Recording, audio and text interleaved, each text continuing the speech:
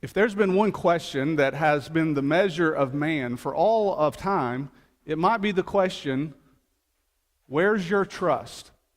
It seems that God has often asked that question, maybe in unspoken words, but it seems that the stories of the Bible, the stories that we read that make up the storyline of the Bible, all seem to center around this idea or the question, where's your trust?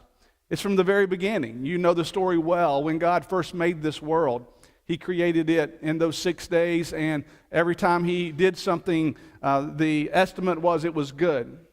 And then He made man on the 6th day, and the estimate was it was very good. And then He noticed, of course, that man was alone, and He provided a woman for him. And then he gave explicit instructions about what could be done and what couldn't be done. Especially, there was just one thing that couldn't be done, and that is, you shall not eat from the tree in the midst of the garden, the tree of the knowledge of good and evil. He says, because if you eat of it, you will surely die. It was almost as if God was really asking that question. Where's your trust? Do you trust me, or will you trust the serpent? Will you trust the tempter? Fast forward over into what we call the heart of the Old Testament. In the major prophets, Isaiah comes along and starts prophesying about 700 years before Christ. And Israel and Judah are both just going headlong in the wrong direction. And the book of Isaiah highlights that with a number of prophecies and challenges. And it's about in Isaiah chapter 30 and 31 that we read how at this point, instead of trusting in God, Israel starts trusting in one of their neighbors, Egypt. Now, you know the history of the relationship between the people of God and the people of Egypt. And you would think, how in the world, why in the world would God's people ever start trusting Egypt? But they did. And in Isaiah chapter 31 and verse 1, God, through Isaiah, He questions that. Why would you trust in Egypt? There's that question. Where's your trust?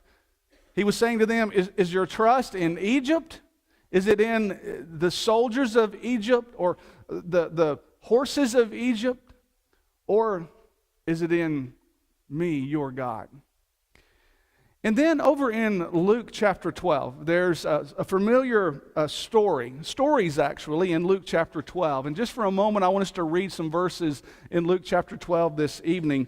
Actually, Luke chapter 12 is a series of sayings from the Lord. And scholars believe that these kind of fit together in what today we would call a sermon. And so you might say there were 9 different things that Jesus is warning about here in Luke chapter 12. And we're not going to read the whole chapter, obviously, for a lack of time. But I'd like to see 2 of these segments, 2 of these stories in Luke chapter 12. And again, I think the question keeps coming out. And the question is, where's your trust? Notice in verse 16 of Luke chapter 12, it's a very familiar story to all of us. He tells a parable to them. And this is the parable. The ground of a certain rich man yielded plentifully. And he thought within himself, saying, what shall I do, since I have no room to store my crops? So he said, I will do this. I will pull down my barns and build greater. And there I will store all of my crops and all of my goods. And I will say to my soul, soul, you have many goods laid up for many years. Take your ease, eat, drink, and be merry. But God said to him, fool, this night your soul will be required of you. And then, whose will those things be for which you were provided? So it is who lays up treasures for himself and is not rich toward God. Now, the very next story, some might say is disconnected, but I really think there is a connection. And listen to these words, and these words are going to be words that you're going to recognize from Matthew in the Sermon on the Mount, especially Matthew chapter 6. And here is Luke's rendition of these words, beginning in verse 22. Then he said to his disciples, therefore I say to you, do not worry about your life, what you will eat, nor about your body, what you will put on. Life is more than food, and the body is more than clothing. Consider the ravens, for they neither sow nor reap, which have neither storehouses nor barn, but God feeds them. Of how much more value are you than the birds? And of which of you, by worrying, can add 1 cubit to his stature? If you then are not able to do the least, why are you anxious for the rest? Consider the lilies, how they grow, they neither toil nor spin, and yet I say to you, even Solomon in all of his glory was not arrayed like one of these. And then, if then God clothes the grass, which today is of the field and tomorrow is thrown into the oven, how much more will he clothe you, O you of little faith? And do not seek what you should eat or what you should drink, nor have an anxious mind. For all these things the nations of the world seek after, and your Father knows that you need these things, but seek the kingdom of God, and all these things shall be added to you. Do not fear, little flock, for it is your Father's good pleasure to give you the kingdom. Sell what you have and give alms. Provide yourselves money bags which do not grow old, a treasure in the heavens that does not fail, where no thief approaches nor moth destroys. For where your treasure is, there will your heart be also. I think in Luke chapter 12, this question remains, and that question is, where's your trust? He tells the story of this rich man who even got richer.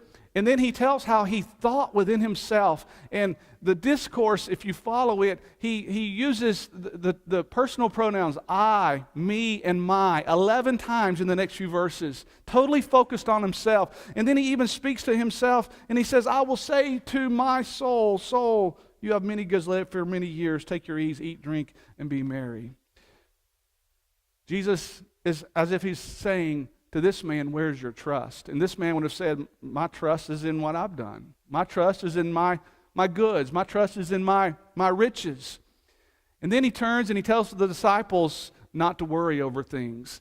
And he essentially says to them that well-known passage that we're so familiar with from Matthew 6 and verse 33, which says, but seek first the kingdom of God and his righteousness, and all these things will be added to you. Again, here in all that he says in Luke chapter 12, it's as if Jesus is once again saying, where's your trust? And so in these two stories in Luke chapter 12, the contrast is your trust in you, is your trust in your money, is in your trust in what you've done, or he's saying to us, is your trust in me? Is your trust in doing what I say? Is your trust in following my will? Because if you'll do what I want you to do, you don't have to worry about all these things. These things will be added to you.